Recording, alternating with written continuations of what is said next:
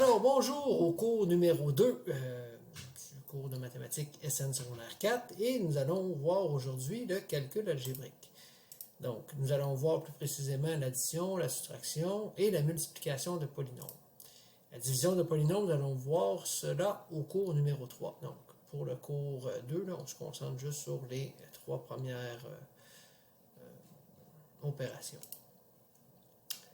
Donc, je vous donne certains polynômes. P de x, G de x, F de x et H de x. Donc, P de x, là, ça veut dire quoi? C'est juste pour donner un nom au polynôme. Hein. C'est comme si on dit, le polynôme s'appelle P, c'est ça son nom, P. Puis en parenthèse, x, c'est pour dire que la variable qui va être utilisée dans ce polynôme-là sera x. Donc, P de x, c'est le polynôme 3x2 plus 5x plus 6. Le polynôme G de x, c'est celui qui est là, et ainsi de suite pour les autres.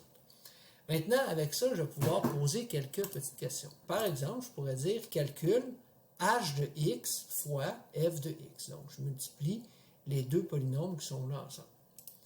Donc, ça veut dire que je dois multiplier le 3x moins 5, qui est h de x, fois f de x, qui est 2x plus 1. Alors, comment est-ce qu'on fait pour multiplier des polynômes comme ça? Bien, il faut que chacun des termes du premier polynôme ici multiplie. Il faut que le premier terme ici multiplie chacun des termes du deuxième. Puis le deuxième ici, la même chose. Donc, je commence avec le 3x, je vais le multiplier par le 2x et par le 1. Donc, 3x, la même chose pour le 5, c'est ce que j'expliquais. Donc, 3x fois 2x, ça fait 6x à la 2. 3x fois plus 1, ça fait plus 3x. Moins 5 fois 2x, ça fait moins 10x. Puis moins 5 fois plus 1, ça fait moins 5. Et là, je vais regrouper les termes semblables. Donc, des termes en x2, il y en a juste un, donc rien à faire. Ici, 3x moins 10x, ça va faire moins 7x. Et le dernier, rien à faire, moins 5. Et c'est terminé pour l'exemple 1. L'exemple 2. On calcule 2 fois f de x moins g de x. Donc là, je vais remplacer par les polynômes. Donc ça veut dire 2 fois parenthèse 2x plus 1, moins parenthèse g de x qui est 4x2, moins 6x plus 7. Donc, ici, ben, je distribue. 2 fois 2x, ça fait 4x, puis 2 fois 1, ça fait 2. Ensuite, le moins qui est ici, je vais le distribuer à chacun des termes de la parenthèse. Donc, ici, ça va faire moins 4x. Moins ici, ça fait plus 6x. Moins 7. Et là, ben, je vais regrouper les termes semblables. Ils sont déjà par couleur. Donc, vous voyez, le terme en rouge, moins 4x2, je vais le mettre en premier. Ensuite, 4x plus 6x, ça fait plus 10x. Et 2 moins 7, ça fait moins 5. Donc, c'est la réponse de mon exemple 2. Moins 4x plus 10x moins 5, que j'ai écrit tout en noir. L'exemple 3. Trouve l'opposé de P de x. Bon, qu'est-ce que ça veut dire, l'opposé? Ça veut dire le signe contraire.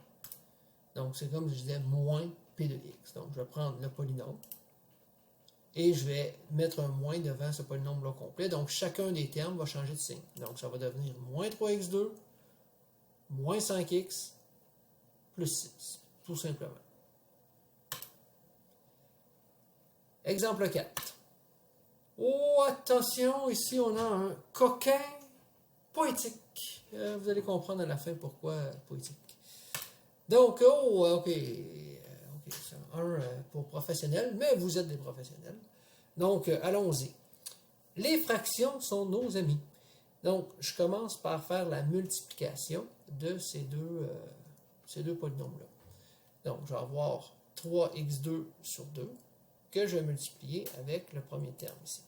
Donc, 3x2 sur 2 fois 2x sur 3. Là, pour multiplier, il faut se rappeler. Hein, quand on multiplie des fractions ensemble, moi, je multiplie numérateur avec numérateur, dénominateur avec dénominateur. Donc, 3x2 fois 2x, ça va donner 6x3.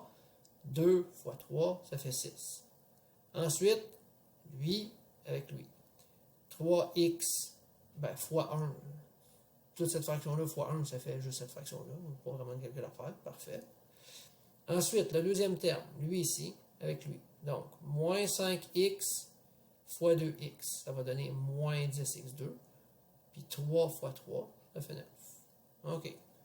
Moins 5 tiers x plus 1 bar, fois 1, ça fait... Ça ne change rien. Ça reste le terme qui est là, moins 5 tiers x.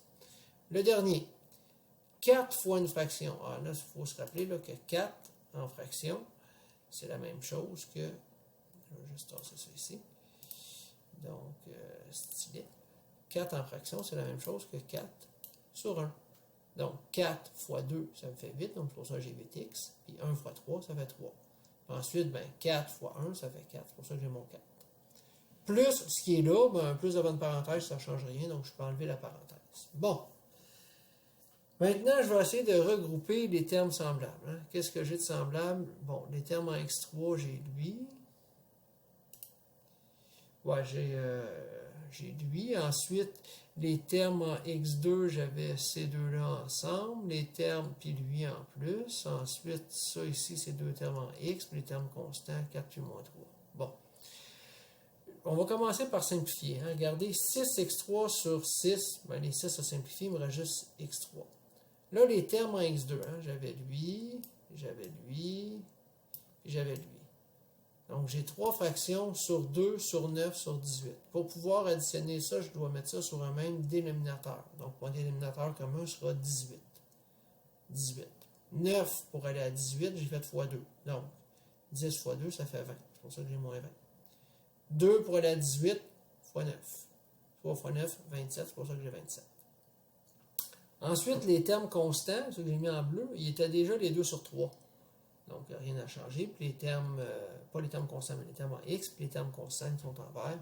Les autres, ça va aller. On pourra faire le calcul ensuite. Donc, x3, ça va. Maintenant, les termes en x2. 27 moins 20, ça fait 27 moins 20, ça fait 7. 7 plus 11, ça fait 18. C'est pour ça que ça me fait 18x2 sur 18. Ensuite, moins 5 plus 8, ça me fait 3. C'est pour ça que j'ai 3x sur 3. Puis plus 4, moins 3, ça me fait 1. Et là, si je simplifie tout ça, 18 sur 18, ça me fait 1. 3 sur 3, ça me fait 1. Donc, ça me fait x3 plus x2 plus x plus 1. Ouh, c'est poétique. Ouais. Alors, voilà. Merci de votre attention et à la prochaine.